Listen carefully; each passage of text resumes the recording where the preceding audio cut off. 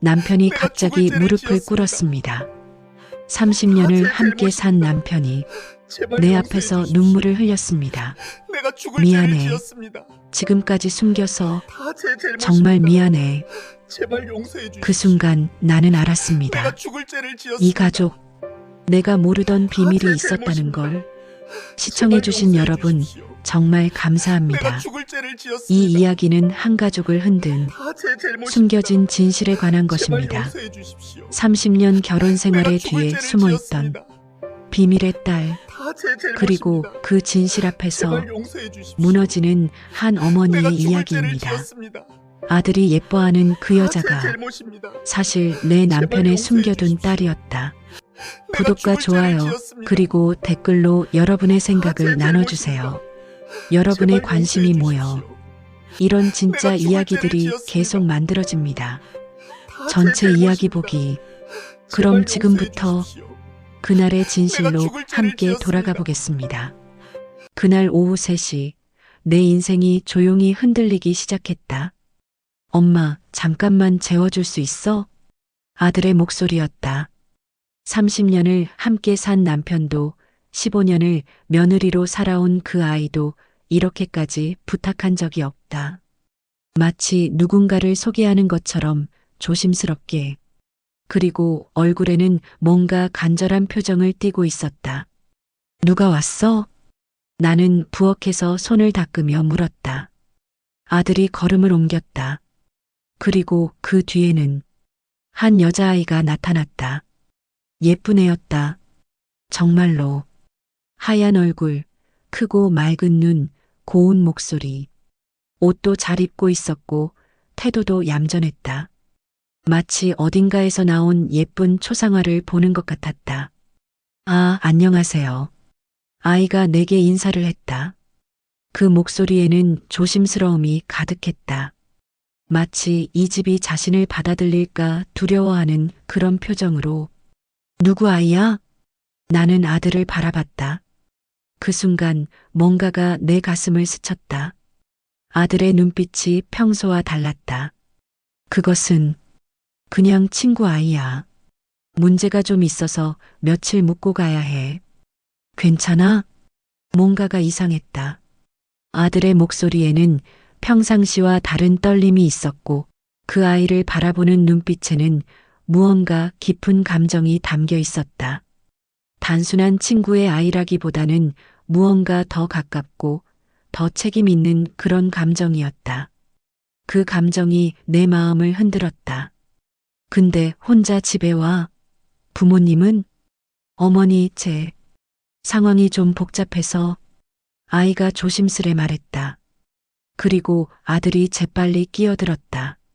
엄마, 일단 방을 정해줄래? 아이가 피곤해 보여.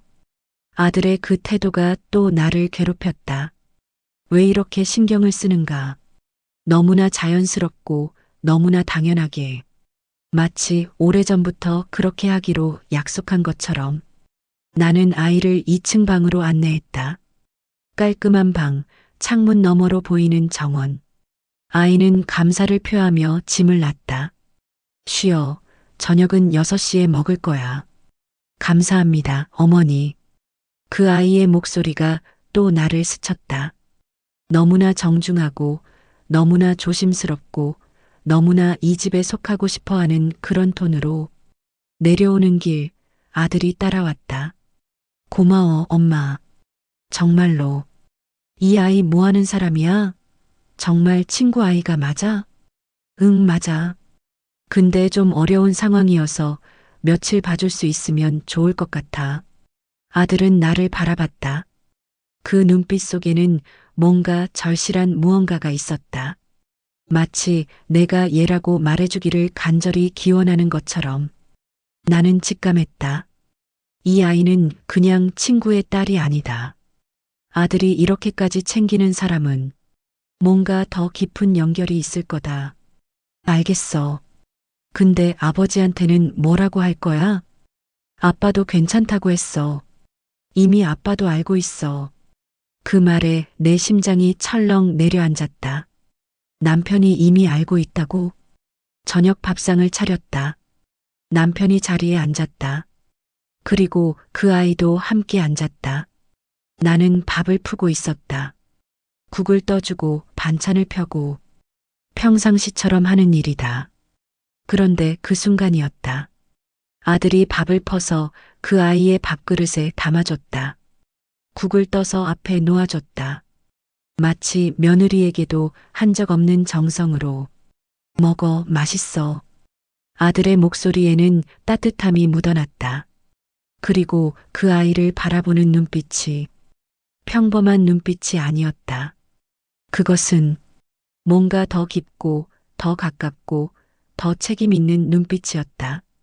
나는 손을 멈췄다. 밥주걱이 손에서 떨어졌다. 뭔가 이상한데? 나는 조심스레 말했다. 아니야, 엄마. 먹자. 아들이 다시 밥을 푸기 시작했다. 그리고 그 아이는 조용히 밥을 먹고 있었다. 그런데 남편이 아주 작은 움직임이었지만 나는 보았다. 남편이 젓가락을 놨다.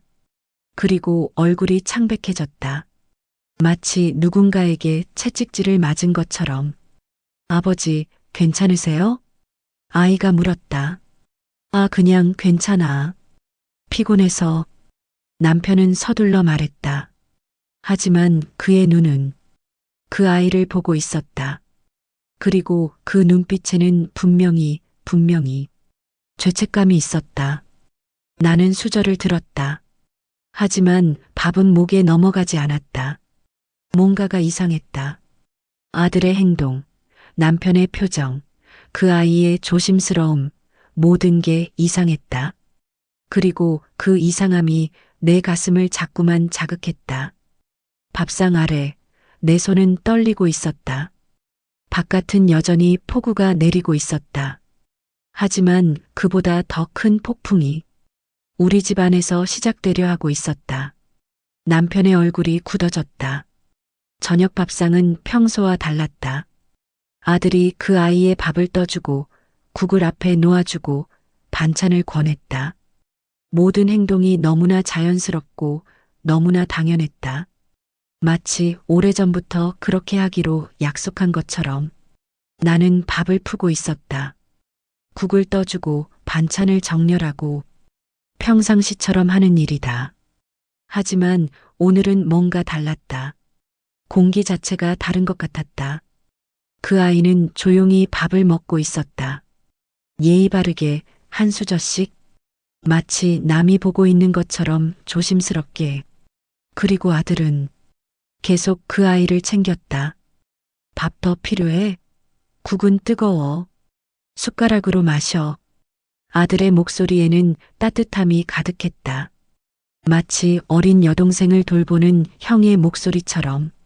그런데 그 목소리가 이상했다. 내 눈은 자동으로 아들을 따라갔다. 그 아이를 바라보는 아들의 눈빛을 관찰했다. 그 눈빛 속에 뭔가가 있었다. 단순한 친절이 아니었다. 그것은 책임감이었다. 나는 그것을 느낄 수 있었다. 30년을 함께 산 여성의 직관, 20년을 아들을 키운 어머니의 눈. 아들이 누군가를 보호하고 있다는 것이 분명하게 느껴졌다. 하지만 그게 뭔지는 알 수 없었다. 며느리도 알아챘을까? 나는 옆을 바라봤다. 며느리는 조용히 밥을 먹고 있었다. 하지만 그녀의 눈도 계속 아들과 그 아이를 번갈아가며 관찰하고 있었다. 그것도 이상한 신호였다. 밥을 먹고 얼마 지나지 않아 남편이 자리에 앉았다. 밥이 준비됐어? 남편이 물었다. 평소처럼, 평상시 목소리로, 아무것도 모르는 척하면서. 하지만 그의 눈은 이미 그 아이를 찾고 있었다. 그 순간이었다. 남편이 밥을 입에 넣으려다가 멈췄다. 젓가락을 집으려던 손이 흔들렸다. 그리고 그의 시선이 그 아이의 얼굴에 닿았다. 단 1초. 그 1초 동안 무언가가 남편의 얼굴에서 일어났다. 색이 빠졌다. 남편의 얼굴이 창백해졌다. 마치 누군가가 손가락으로 그의 가슴을 누르는 것처럼 그의 얼굴에서 모든 생기가 사라졌다. 그리고 그의 손에서 젓가락이 떨어졌다. 아, 아니다. 떨어진 게 아니라 내팔렸다. 나는 무의식적으로 소리를 냈다. 괜찮으세요? 그 아이가 물었다. 그 아이의 목소리에는 걱정이 가득했다. 마치 남편을 아는 듯한 그런 톤으로. 아니, 남편을 안다. 그 순간 나는 확신했다.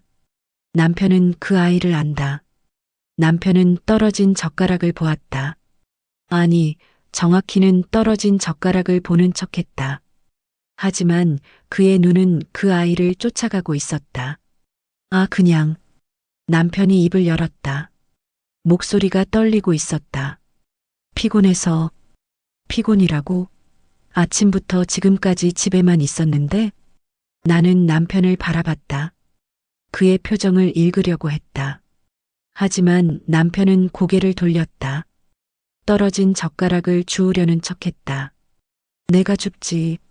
아들이 재빨리 일어나 젓가락을 줍고 새 젓가락을 가져다 줬다. 괜찮아, 아빠. 이것 써. 아들의 손이 아버지에게 젓가락을 건넸다. 그리고 아들의 눈은 아버지와 그 아이를 번갈아 봤다. 그 눈빛이 뭔가를 말해주고 있었다. 조용히 하라. 아직 엄마는 모른다는 그런 눈빛으로. 남편은 젓가락을 받았다. 하지만 손은 계속 떨리고 있었다. 밥을 입에 넣으려 했다. 하지만 그의 입은 움직이지 않았다. 그저 음식을 씹기만 했다. 하나, 둘, 셋. 무한히 씹기만 했다. 나는 남편을 계속 관찰했다. 그의 목이 움직이지 않았다. 음식이 내려가지 않는 것 같았다. 마치 그의 목이 잠긴 것처럼. 내 심장이 빨라지기 시작했다. 뭔가가 있다. 분명히 뭔가가 있다. 남편의 그 반응은 우연이 아니다. 그 아이를 본 순간의 창백함, 떨리는 손, 그리고 지금의 무한한 씹음질, 모두 뭔가를 숨기고 있다는 신호였다. 나는 아들을 바라봤다. 아들은 여전히 그 아이를 챙기고 있었다. 국이 식지 않으면서 먹어. 너무 뜨거우니까. 아들의 목소리는 너무나 자연스러웠다. 하지만 그의 눈은 초점이 없었다. 마치 연기를 하고 있는 듯한 그런 눈으로. 이 밥상에는 분명히 나만 모르는 비밀이 있다. 남편과 아들. 둘 다 뭔가를 알고 있다. 그리고 그 아이도 아마도 그 비밀 속에 있을 것이다. 나는 밥을 더 먹을 수 없었다. 숟가락이 손에서 미끄러졌다. 어머니, 괜찮으세요? 며느리가 물었다. 응, 그냥. 괜찮아. 나는 거짓말을 했다. 괜찮지 않았다. 내 가슴은 철렁 내려앉아 있었다. 뭔가 내 가족이 하나의 거짓 위에 서 있다는 걸 감지했기 때문이었다. 그리고 그 거짓의 중심에는 그 예쁜 여자아이가 있었다. 밥상은 조용해졌다. 오직 수저 소리와 심장 박동음만 들렸다. 남편은 여전히 음식을 무한히 씹고 있었고, 아들은 여전히 그 아이를 챙기고 있었고, 며느리는 여전히 모든 것을 관찰하고 있었다. 그리고 나는 내 가족이 나를 속이고 있다는 것을 알았다. 하지만 뭘 속이고 있는지는 아직 알 수 없었다. 밥상 아래 내 손은 여전히 떨리고 있었다. 그리고 뭔가 내 마음 깊은 곳에서는 최악의 상황을 예감하고 있었다. 너무 닮았다. 그 밤 나는 잠을 이루지 못했다. 밥상에서의 남편의 반응이 계속 떠올랐다.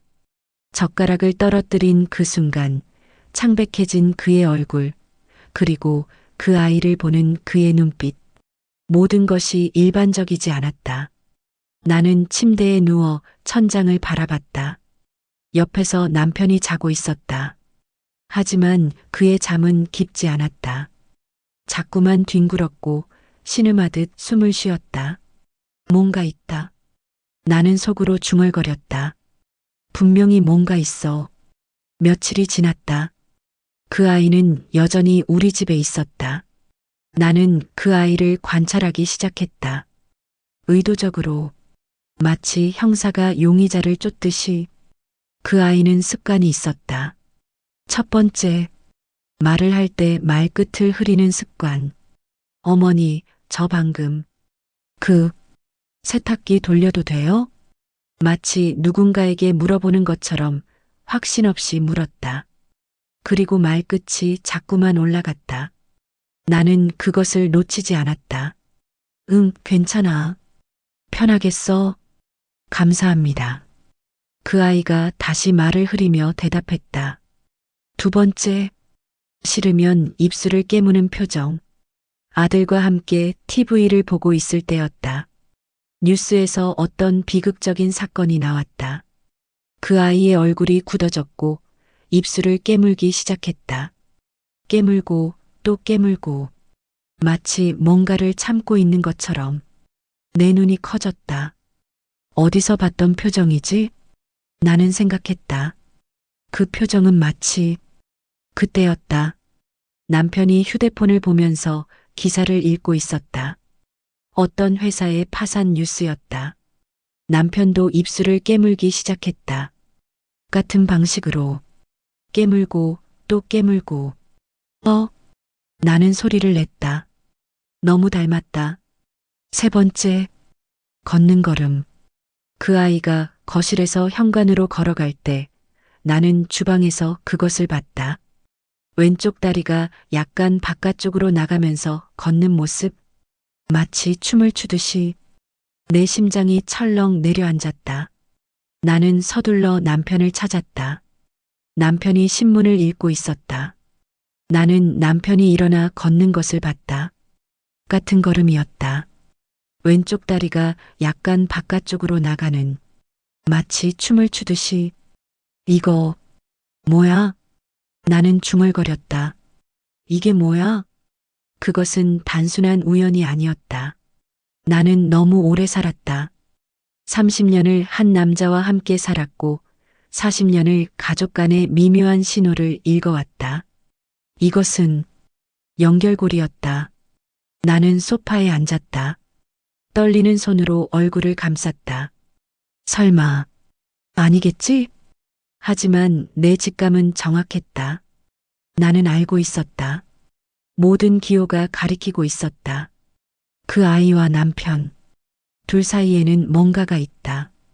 그리고 그것이 뭔지를 깨닫는 순간 나의 모든 의문이 하나로 모여졌다. 밤이 깊어갈수록 나의 확신은 커져만 갔다. 그 아이는 절대로 친구의 아이가 아니다. 그 다음 날 나는 아들을 찾았다. 아들은 서재에 앉아 업무용 노트북을 켜고 있었다. 아들의 표정이 심각했다. 마치 뭔가 무거운 짐을 지고 있는 것처럼. 아들, 시간 있어? 나는 조심스레 물었다. 아들이 나를 바라봤다. 그의 눈에는 불안감이 있었다. 응, 엄마. 뭔데?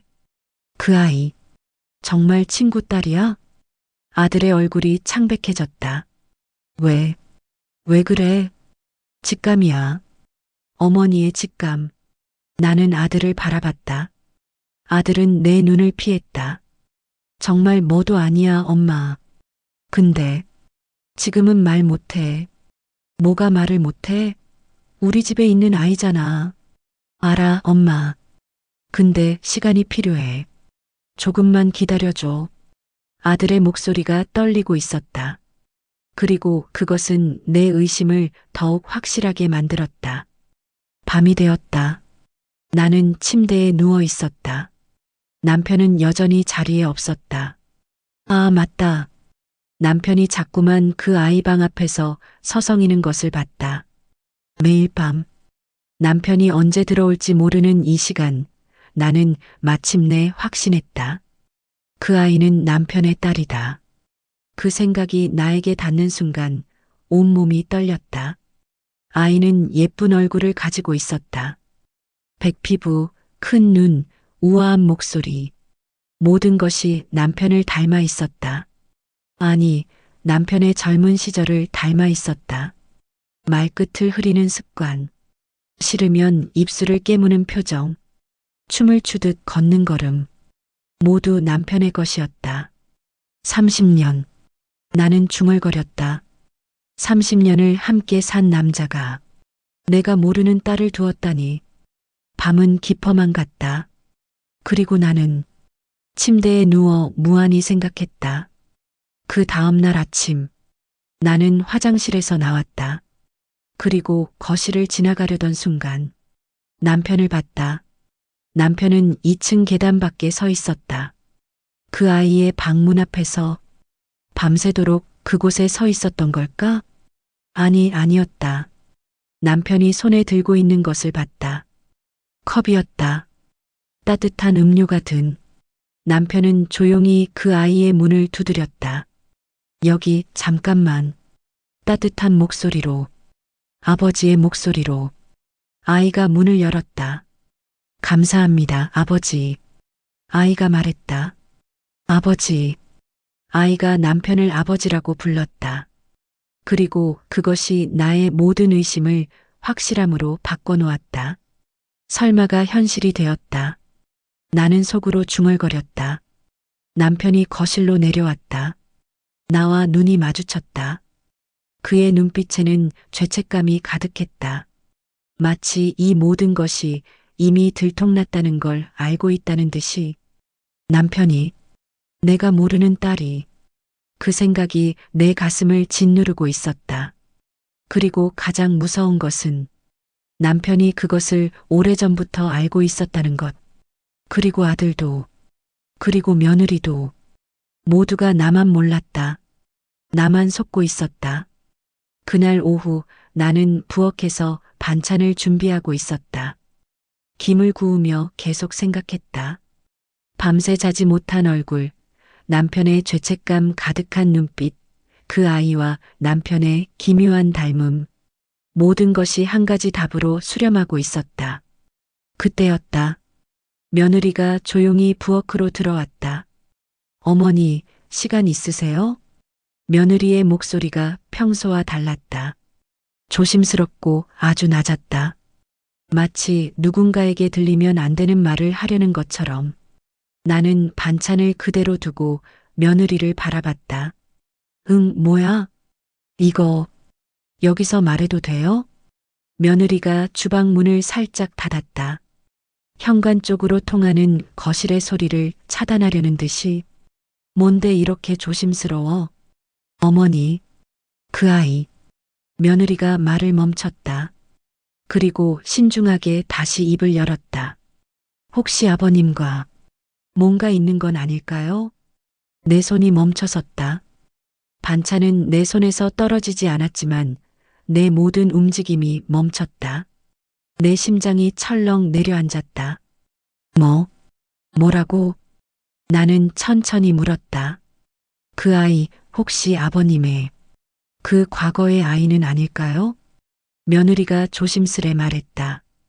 마치 이 가설을 오래전부터 품고 있었던 것처럼. 나는 며느리를 바라봤다. 40살의 며느리는 침착한 표정을 유지하고 있었지만 그녀의 눈에는 동정과 불안이 가득했다.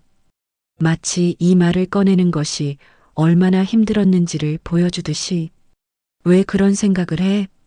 어머니, 그 아이의 얼굴을 자주 봐요. 그리고 아버님의 얼굴도 자주 봐요. 그런데 며느리가 숨을 깊게 쉬었다. 너무 닮았어요. 그 말에 나는 고개를 저었다. 하지만 그것은 부정의 흔들림이 아니었다. 그것은 현실을 받아들이기 싫은 몸부림이었다. 아니야. 그럴 리가. 그리고 어젯밤에 며느리가 계속했다. 아버님이 그 아이 방 앞에서 밤새 서 있는 걸 봤어요. 손에는 따뜻한 음료를 들고 있었고 정말 아버지의 모습이었어요. 나는 입술을 깨물었다. 며느리가 본 것은 내가 본 것과 같았다. 아니, 며느리가 이미 알고 있었다는 뜻이었다. 언제부터 알았어? 나는 물었다. 그 아이가 온 날부터. 아니, 정확히는 아버님의 반응을 본 날부터요. 처음 밥상에서 아버님의 얼굴이 창백해졌을 때 저는 뭔가 알 수 있었어요. 며느리가 천천히 말했다. 그리고 며칠을 지켜보니까 모든 게 확실해졌어요. 아버님과 그 아이의 습관이, 표정이, 모든 게 너무 닮았거든요. 나는 반찬을 내려놨다. 손에 힘이 없었다. 그럼 아들은? 아들도 알고 있어? 네. 오빠도 알고 있어요. 그 말이 나를 더 깊이 무너뜨렸다. 아들도? 네. 아마도 오빠가 가장 먼저 알았을 거예요. 아버님과 오빠는 남자니까 더 빨리 눈치챘을 수도 있고요. 나는 소파에 앉았다. 부엌의 의자가 아니라 거실의 소파에. 마치 내가 무너지려는 것을 느끼고 있었기 때문이었다. 그 아이는 정말 그 사람의 딸이야? 나는 약한 목소리로 물었다. 네, 어머니. 그런 것 같아요. 그 아이의 얼굴, 표정, 습관, 모든 게 증거예요. 며느리가 내 옆에 앉았다. 그리고 내 손을 잡았다. 저도 처음엔 충격받았어요. 하지만 지난 며칠간 그 아이를 보면서 생각했어요. 그 아이는 피해자라는 걸요. 피해자? 네. 그 아이가 뭘 잘못했어요? 태어난 것뿐인데. 그 아이도 아버님을 만나고 싶었던 거겠죠. 그런데 이렇게 비밀로 숨겨져야 하고 며느리의 목소리가 흔들렸다. 나는 며느리를 바라봤다. 이 여자가 내 아들의 아내인가? 이 여자가 얼마나 성숙한가? 자신의 남편의 아버지가 저지른 과오를 이해하고 피해자인 그 아이까지 배려하고 있다니. 그럼 아버지는? 아버지가 이 아이를 데려온 건 왜야? 모르겠어요. 하지만 분명히 그 아이가 상황이 어려웠을 거예요. 아버님이 도움을 주려고 하신 것 같아요. 그런데 왜 나한테는 말을 안 한 거야? 30년을 함께 산 남편이. 내 목소리가 떨리기 시작했다. 그게 아마도 충격을 줄까봐. 아니면 자신의 과거를 드러내기 싫어서. 여러 이유가 있을 것 같아요. 며느리가 조심스레 말했다. 하지만 어머니, 한 가지는 확실해요. 뭐? 아버님이 그 아이를 진심으로 보살피려고 해요. 그건 아버님이 이전의 잘못에 대한 책임감을 느끼고 있다는 뜻이에요. 그 말에 나는 눈물이 흐르는 것을 느꼈다.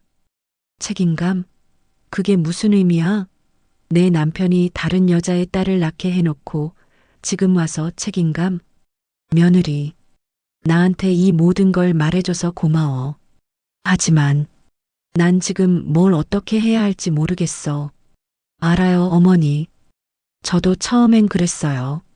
며느리가 내 손을 더 꽉 잡았다. 하지만 시간이 필요해요. 모두에게. 그 밤 나는 다시 잠을 이루지 못했다. 남편은 침대에 누워 있었지만 우리 사이에는 한국의 전 지도보다 큰 거리가 있었다. 나는 남편을 바라봤다. 30년을 함께 산 남자의 얼굴. 그 얼굴 속에는 나도 모르는 과거가 가득 들어 있었다. 그리고 그 과거는 이제 내 집 안에 앉아 있었다. 2층 방 안에서 나는 천천히 눈을 감았다. 하지만 잠은 오지 않았다. 대신 며느리의 말이 자꾸만 떠올랐다. 그 아이는 피해자예요. 맞다. 그 아이는 피해자다. 하지만 나는 뭐지? 30년을 함께한 남편의 숨겨진 딸을 받아들이는 아내? 아니면 배신당한 여인? 밤은 계속 깊어만 갔다. 그리고 내 혼란도 함께. 서류 봉투 하나가 모든 걸 뒤집었다. 나는 더 이상 기다릴 수 없었다. 며느리의 말을 듣고 나서 사흘이 지났다. 사흘간 나는 남편을 바라봤다. 그의 모든 움직임을 관찰했다. 그의 말을 귀 기울여 들었다. 하지만 그는 아무것도 말하지 않았다. 대신 남편은 밤마다 그 아이 방 앞에서 서성였다. 나는 더 이상 견딜 수 없었다. 진실을 알아야 했다. 추측이 아닌 확실한 증거를. 그날 오후 아이는 샤워를 하고 있었다. 남편은 사무실로 나갔다. 아들과 며느리도 회사에 있었다. 나는 혼자였다. 내가 해야 할 일을 하기 위해 혼자여야 했다. 나는 남편 방으로 들어갔다. 평소 같은 방이었다. 깔끔하게 정리된 침대, 책이 가득한 책장, 창가에 놓인 사진들. 모두 내가 아는 것들이었다. 하지만 이 방에는 내가 모르는 비밀이 숨어 있었다. 나는 서랍을 열었다.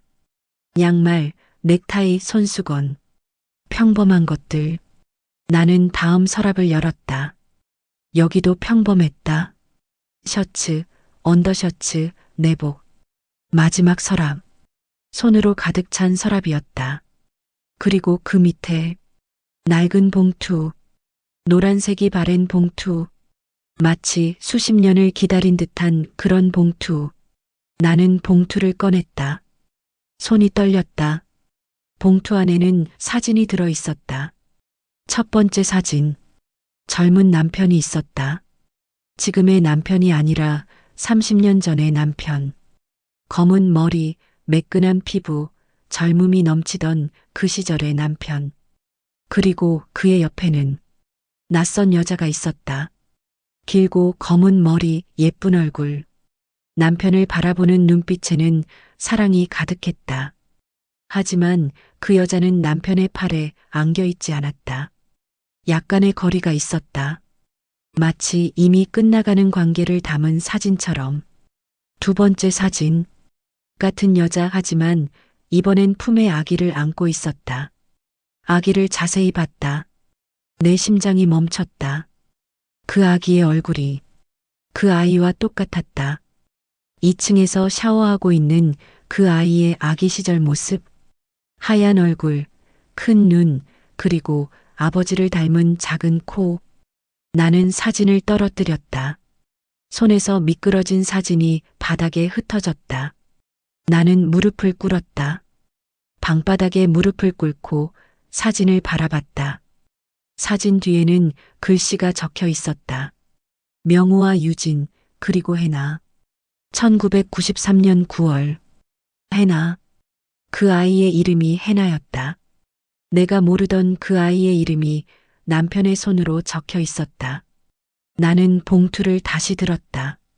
안에는 또 다른 것이 들어 있었다. 편지, 낡은 봉투, 낡은 사진, 그리고 편지. 편지를 펼쳤다. 글씨는 흔들리고 있었다. 마치 누군가가 고통 속에서 쓴 듯이. 명호에게. 편지는 이렇게 시작했다. 너는 이 편지를 받을 때쯤 나는 이 세상에 없을 거야. 의사가 말했어. 6개월이라고. 해나는 이제 20살이 되어야 할 나이야. 너는 여전히 그 아이를 본 적이 없을 거야. 하지만 부탁해. 이제라도 그 아이를 찾아줘. 그 아이는 너를 알아야 해. 너와 나 사이에서 태어난 아이라는 걸 말이야. 내 손이 떨렸다. 편지를 계속 읽었다. 미안해. 너에게 이런 짐을 지워서. 하지만 그 아이를 위해서야. 해나는 내가 키웠지만 너의 딸이야. 너의 책임이야. 이 편지를 받고 있다면 부디 그 아이를 찾아줘. 그리고 그 아이의 손을 잡아줘. 내가 하지 못한 것들을 해줘. 제발. 편지는 여기서 끝났다. 서명은 유진이었다. 나는 봉투를 들었다. 봉투 속에 또 다른 것이 있었다. 통장, 적금 통장, 해나 유학금이라고 적혀 있는 통장. 통장을 펼쳤다. 수십 년에 걸쳐 적금이 들어가 있었다. 매달 5만 원씩. 금액을 계산했다. 1,000만 원을 넘었다. 1,000만 원을 넘는 돈이 이 통장에 들어가 있었다. 나는 통장을 놨다. 손이 너무 떨려서 들 수가 없었다. 내 남편이 30년을 이 비밀을 가지고 살았다는 뜻이었다. 이 집에 들어온 그 아이는 단순한 친구의 딸이 아니라 내 남편의 딸이었다. 그리고 그 아이의 친모는 이미 죽었다.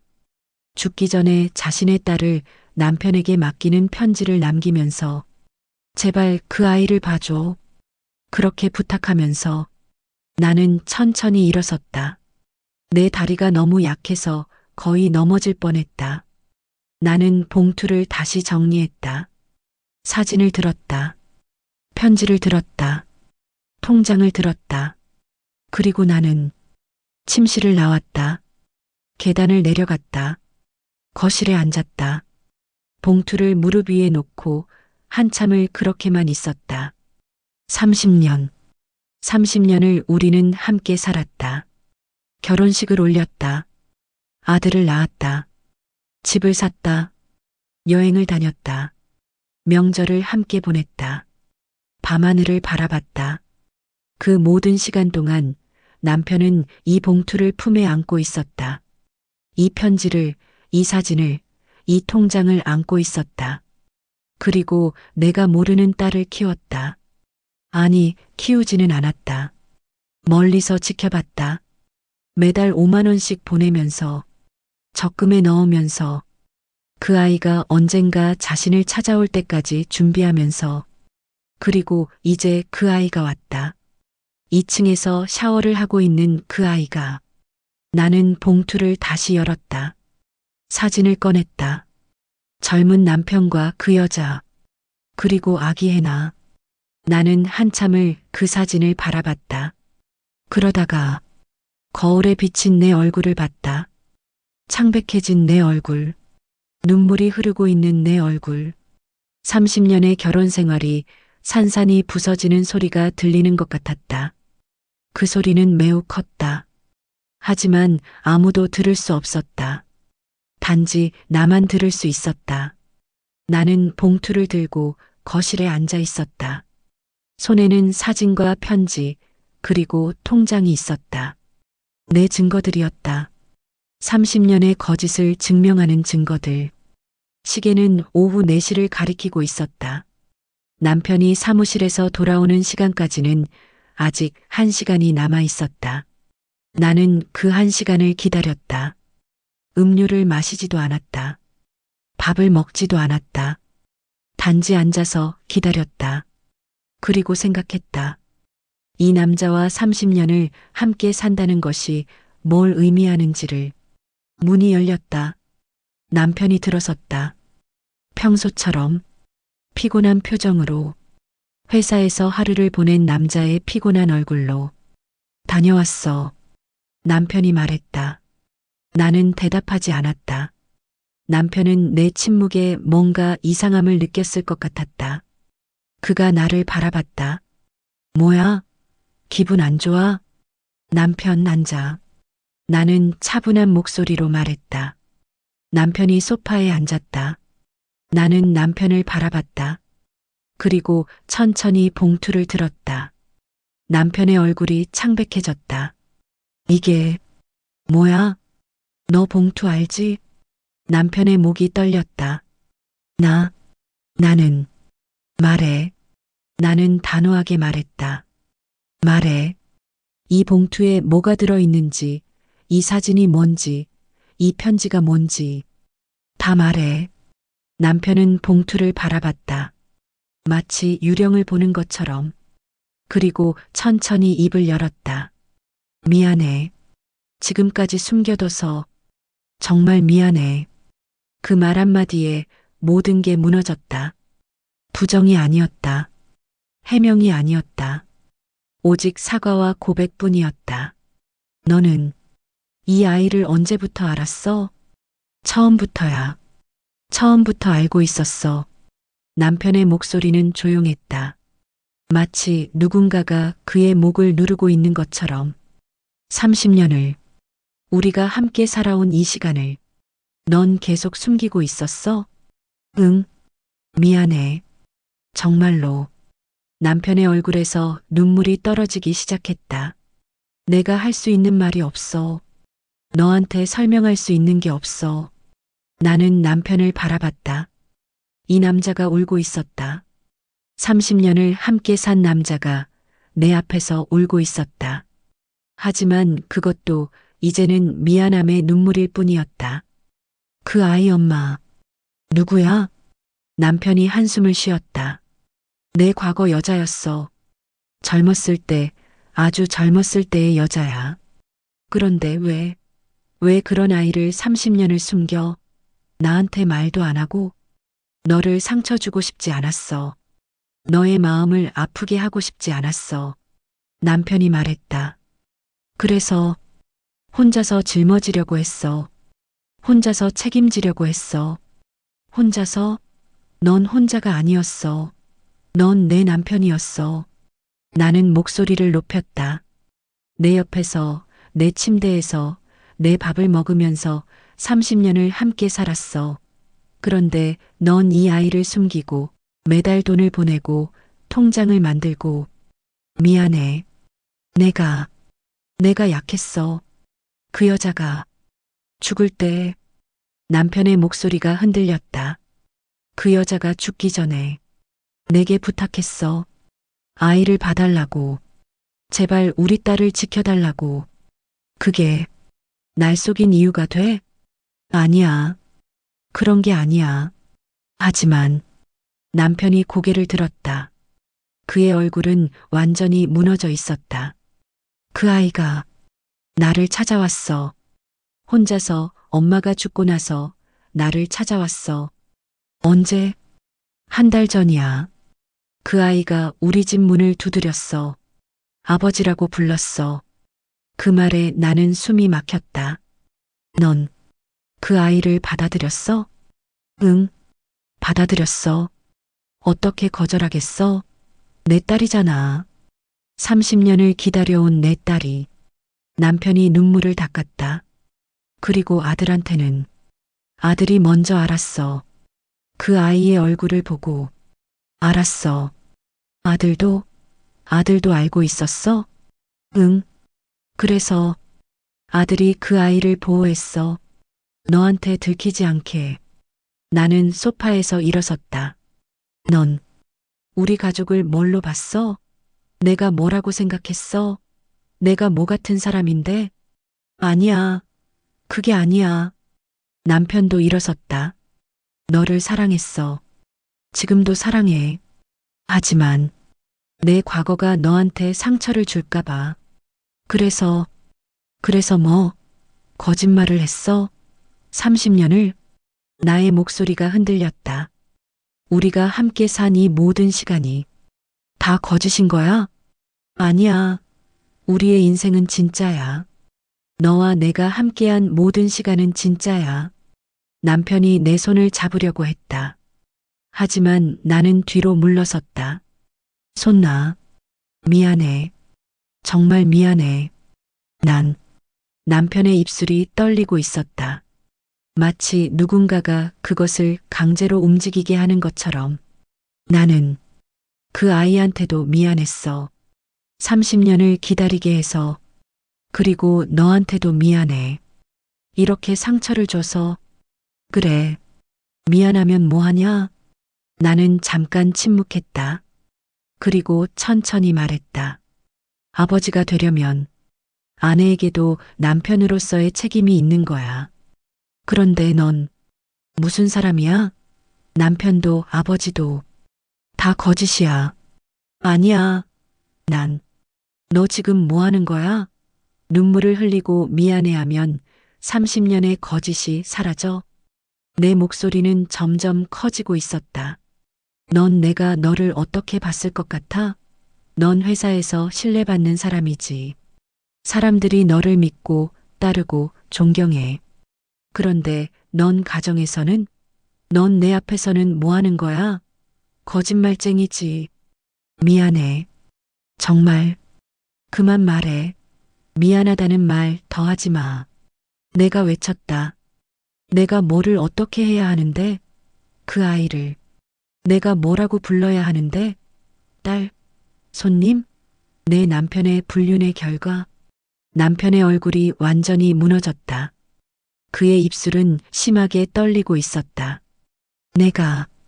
내가 할 수 있는 게 뭔데? 그 아이한테 너를 소개하고 싶어? 아들이 원했어. 그 아이가 너를 만나고 싶어 했어. 뭐? 그 아이가? 응, 그 아이가 할머니를 만나고 싶다고 했어. 할머니? 내가? 나는 웃음이 나왔다. 혼란한 웃음이었다.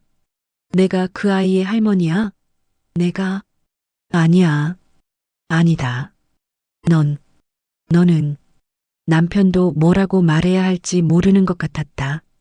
너는 다만 그 아이를 받아줄 수 있는 그런 존재가 돼줄 수 있을까? 받아준다?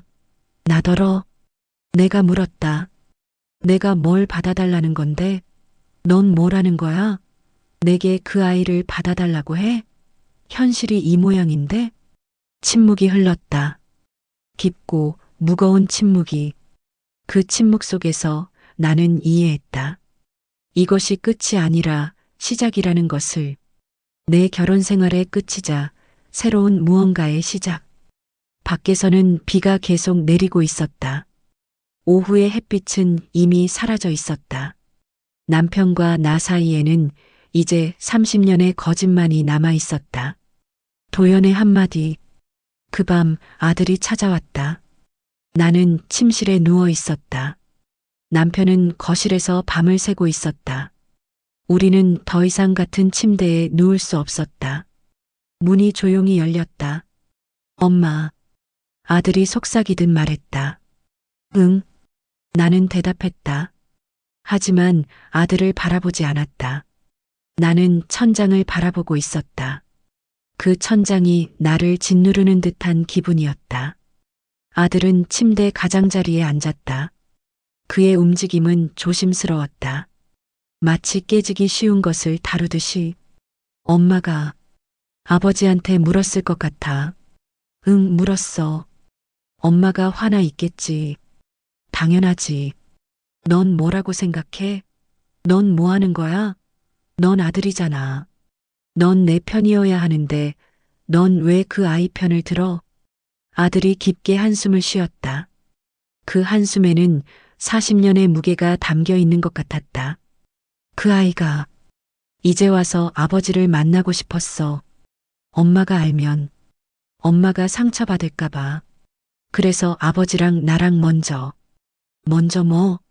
비밀을 공유했어? 가족인 나를 제외하고 나는 뭐 같은 사람인데? 나는 남편도 아들도 아니라고. 나의 목소리가 커지고 있었다. 엄마, 미안해. 아들의 목소리가 떨렸다. 정말 미안해. 내가 엄마를 속인 건 잘못됐어. 하지만 엄마, 그 아이를 한 번만 봐줄 수 있을까? 뭐라고? 넌 뭐라는 거야? 그 아이가 정말 나쁜 아이가 아니야. 그 아이는 아무것도 모르고 있었어. 그냥 엄마 잃은 아이일 뿐이야. 그 아이 엄마가 죽으면서 그 아이한테 뭔가를 남겼어. 아들이 천천히 말을 이었다. 마치 내가 이해할 때까지 기다리려는 듯이. 그 아이가 그 편지를 들고 아버지를 찾아왔어. 엄마가 깨닫는 것처럼 나도 깨달았어. 그리고 아버지는 그 아이를 도와주려고 했어. 비록 방법은 잘못됐지만 그 마음은 아버지가 그 아이를 책임지려는 마음이었어. 내가 그걸 어떻게 받아들인다고? 넌 뭐라고 생각해? 내 남편이 숨겨진 딸을 두고 있었는데 내가 어떻게 웃고 받아들여? 엄마, 그 아이는 피해자야. 엄마가 화낼 대상이 아니야. 아버지가 화낼 대상이야. 그 아이는 엄마가 화낼 대상이 아니야. 아들이 내 손을 잡았다. 따뜻한 손이었다. 그 아이는 뭘 잘못했어? 태어난 것 뿐이잖아. 그 아이는 아버지를 선택하지 않았어. 그 아이 엄마가 죽으면서 남긴 것 뿐이야. 엄마는 아버지에게 화내. 그건 당연해. 하지만 그 아이는 가족이 돼줄 수 있을까? 나는 아들의 손을 바라봤다. 40살의 아들. 아직도 내 아들이었다. 하지만 지금은 내 아들이 아니라 어른이 되어 나를 가르치고 있었다. 엄마, 저라면 저도 똑같이 했을 것 같아. 만약 아버지 입장이었다면, 만약 내가 아이를 낳고 내가 죽어가면서 그 아이를 누군가에게 맡긴다면, 난 그 사람이 내 아이를 지켜주기를 바랄 거야. 아버지도 그런 마음이었을 것 같아. 아버지가 한 건 잘못된 거야. 나한테 말하지 않은 건 잘못됐어. 30년을 숨긴 건 잘못됐어. 그건 내가 아들이라도, 내가 아빠라도 인정할 거야. 아버지는 잘못했어. 아들이 계속했다. 하지만 아버지가 그 아이를 지켜주려는 마음은 잘못된 게 아니야. 그 마음은 사랑이었어. 사랑? 그걸 뭐하고 부르는데? 나한테 거짓말한 사랑? 나를 속인 사랑?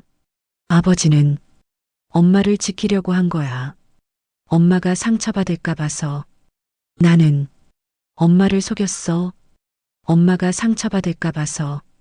하지만 그건 사랑이었어. 옳은 방법은 아니지만 그 마음은 사랑이었어. 아들의 목소리가 또 다시 흔들렸다. 소중한 사람을 지키는 건 의심해야 가능한 일이야. 아버지는 엄마를 의심했어. 엄마가 상처받을까봐. 나도 엄마를 의심했어. 아니, 엄마를 속였어. 엄마가 상처받을까봐. 그건 우리가 엄마를 사랑하는 방식이었어. 잘못된 방식이지만 나는 아들의 말을 들었다. 그 말들이 내 가슴을 뚫고 들어왔다. 소중한 사람을 지키는 건 의심해야 가능한 일이야. 그 말이 맞는 걸까? 그게 사랑일 수 있을까? 아들이 일어섰다. 그 아이가 엄마를 만나고 싶어 해. 꼭 할머니처럼이 아니라 그냥 가족으로 엄마가 받아줄 수 있을 때까지 천천히 그 아이와 만나면서 생각해도 돼. 엄마가 그 아이를 받아들일 수 있는지 없는지. 그건 엄마의 선택이야. 누구도 엄마한테 강요할 수 없어. 아들이 문으로 나가려고 했다. 아들. 나는 아들을 부였다. 응? 아들이 돌아섰다. 그 아이. 그 아이 이름이 뭐야? 해나야. 해나라고 해. 해나. 그 아이의 이름이 해나였다. 그 아이 엄마는 뭐라고 부르는데? 유진이라고. 유진 언니라고 아버지가 말씀하셨어. 이미 죽었지만 나는 천천히 누워 천장을 바라봤다. 유진, 해나, 그리고 남편과 나. 30년을 함께 산 남편이 몰래 키운 또 다른 가족.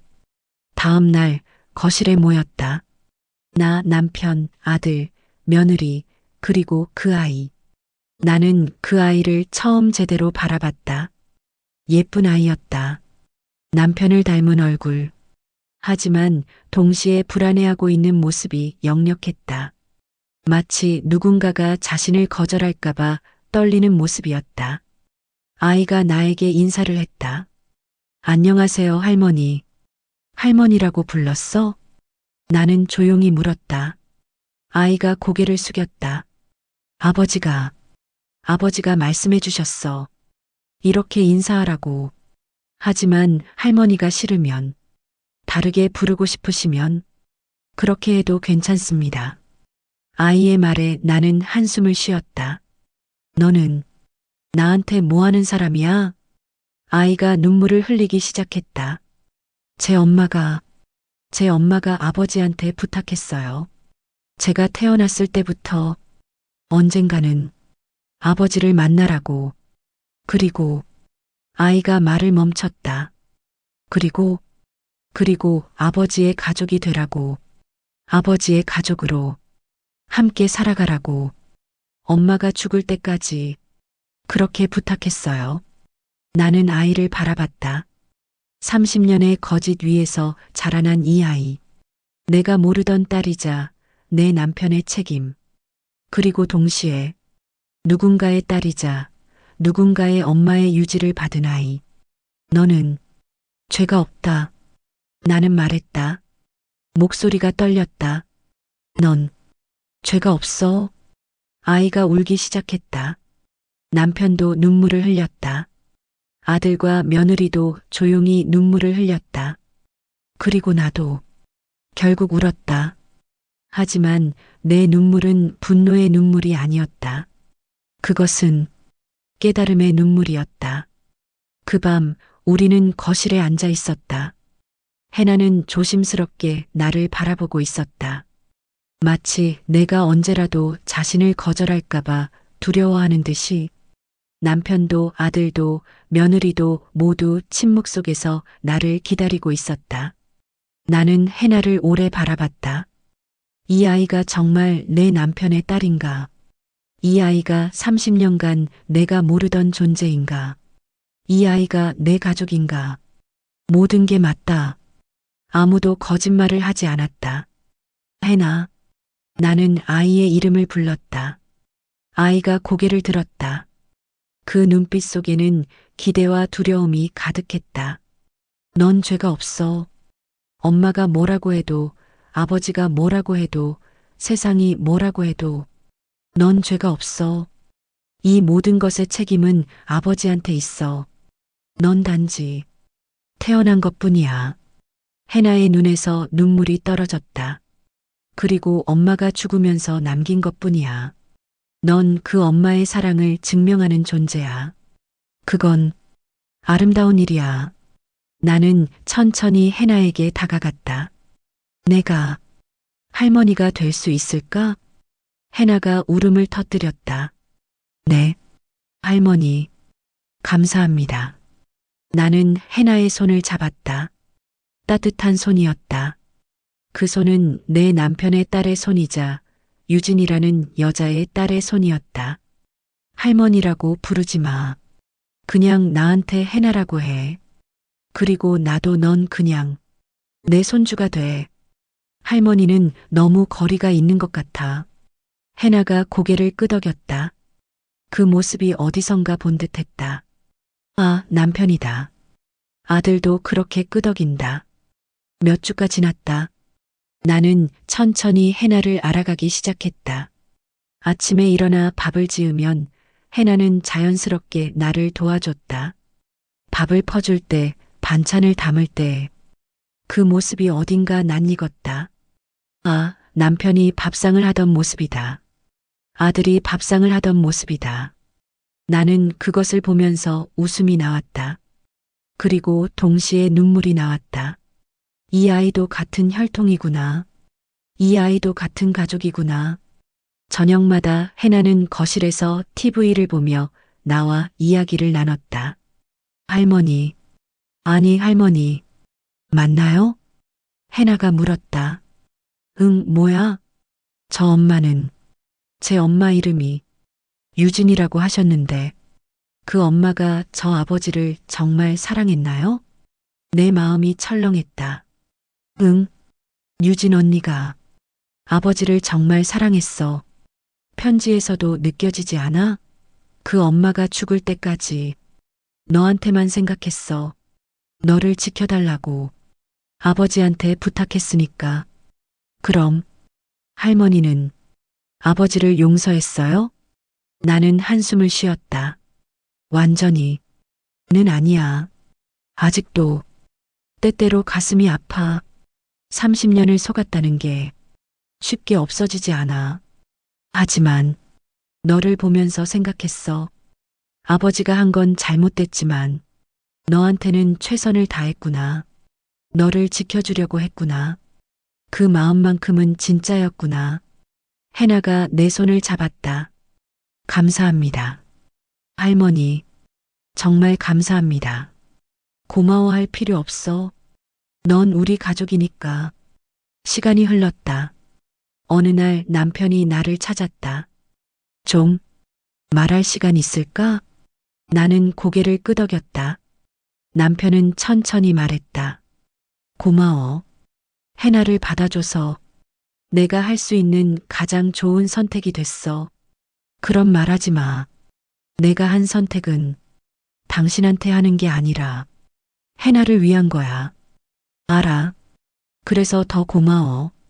남편과 나는 여전히 거리가 있었다. 30년의 거짓이 한두 달 안에 없어질 리 없었다. 하지만 우리는 천천히 다시 배우고 있었다. 내가 해나 아버지로서 너를 어떻게 보상할 수 있을까? 보상? 넌 뭐라는 거야? 내가 원하는 건 보상이 아니야. 그럼 뭐야? 진심이야. 그리고 더 이상의 거짓이 없는 미래. 남편이 고개를 끄덕였다. 그날 밤 거실에 모두가 모였다. 나, 남편, 아들, 며느리, 그리고 해나. 이제부터 우리는 새로운 가족이다. 나는 말했다. 과거는 돌릴 수 없어. 상처는 쉽게 없어지지 않을 거야. 하지만 우리는 함께 이 상처를 견디고 천천히 치유할 거야. 내가 해나의 손을 잡았다. 넌 우리 가족이야. 이 집의 일부야. 그리고 누가 뭐라고 해도 그건 변하지 않을 거야. 세 사람이 내게 안겼다. 아들, 며느리, 그리고 해나. 남편도 조심스럽게 다가와 우리를 감쌌다. 그 순간 나는 깨달았다. 의심도 사랑이고 신뢰도 사랑이라는 걸. 몇 년 후, 해나는 이제 우리 집의 당연한 일부가 됐다. 학교에 다니고 친구도 사귀고 웃고 우는 일상을 살아가고 있었다. 나는 매일 아침 해나를 깨우고 밥을 챙겨주고 학교 갈 때 물어물어 보내곤 했다. 어느 날 해나가 나에게 말했다. 할머니, 나 엄마 흔적 찾는 거 포기했어요. 뭐라고? 제 엄마, 이제는 추억으로 남겨두기로 했어요. 엄마의 편지와 아버지의 사진들. 그걸로 충분해요. 엄마가 바라던 대로 저는 여기서, 이 가족에서 행복하게 살고 싶어요. 나는 해나를 안았다. 잘했어. 넌 정말 잘했어. 처음 그 아이가 우리 집에 들어왔을 때 나는 그것을 재난처럼 생각했다. 30년의 결혼 생활이 무너지는 것처럼 느껴졌고 남편을 신뢰할 수 없게 되었고 모든 것이 끝난 것 같았다. 하지만 지금 나는 안다. 그것이 끝이 아니라 시작이었다는 것을. 아들의 말처럼 소중한 사람을 지키는 건 의심해야 가능한 일이라는 게 맞았다. 남편은 잘못했다. 그건 인정한다. 하지만 남편이 그 아이를 지켜주려고 했던 마음, 30년을 책임을 져온 마음, 그것만큼은 진심이었다. 그리고 해나라는 아이를 받아들이면서 나는 배웠다. 사랑은 완벽하지 않다는 것을, 신뢰는 깨질 수 있다는 것을, 하지만 그래도 다시 시작할 수 있다는 것을, 가족은 혈연만이 아니라 함께 상처받고 함께 치유하는 사람들이라는 것을. 해나는 내 손녀다. 더 이상 숨겨진 딸이 아니다. 그냥 내 손녀다. 그리고 이 깨달음이 내가 30년의 거짓 위에서 얻을 수 있는 가장 큰 선물이었다. 안녕하세요. 이 이야기를 끝까지 들어주신 여러분. 나는 이 이야기를 나누면서 많은 분들이 나와 같은 감정을 느낄 거라고 생각했습니다. 분노, 배신감, 그리고 깊은 상처, 30년을 함께한 남편에게서 받은 거짓말, 아들에게서 받은 배신, 그것들이 얼마나 깊이 상처를 주는지 누구보다 나가 잘 압니다. 하지만 나는 여러분에게 말하고 싶습니다. 배신은 끝이 아닙니다.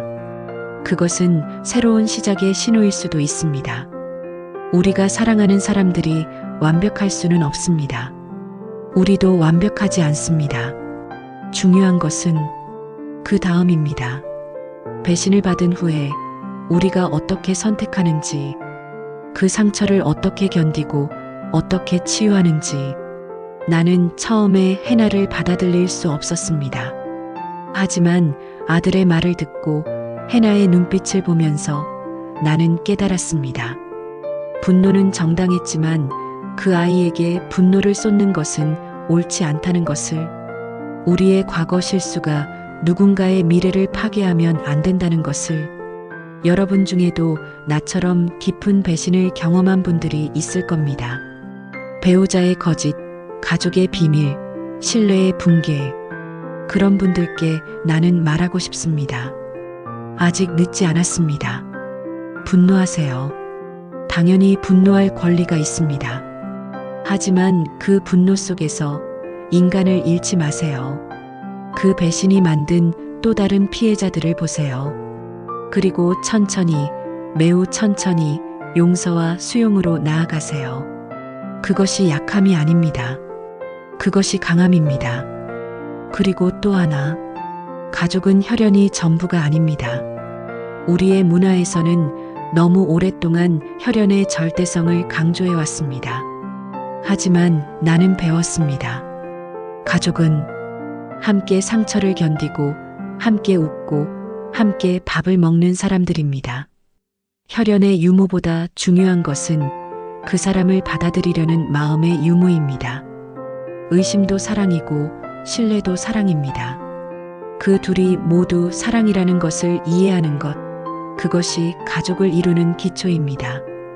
마지막으로 이 이야기가 여러분의 인생에 어떤 의미로든 도움이 되었으면 좋겠습니다. 여러분이 나처럼 깊은 상처 속에 있다면 나는 말하고 싶습니다. 당신은 혼자가 아닙니다. 많은 사람들이 같은 통증을 느끼고 같은 회의와 분노를 경험하고 있습니다. 하지만 그 통증 속에서도 우리는 새로운 무언가를 배울 수 있습니다. 새로운 가족을, 새로운 사랑을, 새로운 나를. 여러분도 할 수 있습니다. 천천히 하지만 확실히. 구독과 좋아요, 그리고 여러분의 생각을 댓글로 나눠주세요. 여러분의 이야기도, 여러분의 상처도, 여러분의 회복도 누군가에게는 빛이 될 수 있습니다. 우리는 함께입니다. 이 채널 시니어 뻔뻔에서는 이런 진정한 이야기들이 계속 만들어질 것입니다. 여러분이 그 여정에 함께해 주시면 나는 더없이 감사하겠습니다. 모두에게 위로와 회복이 있기를 바랍니다.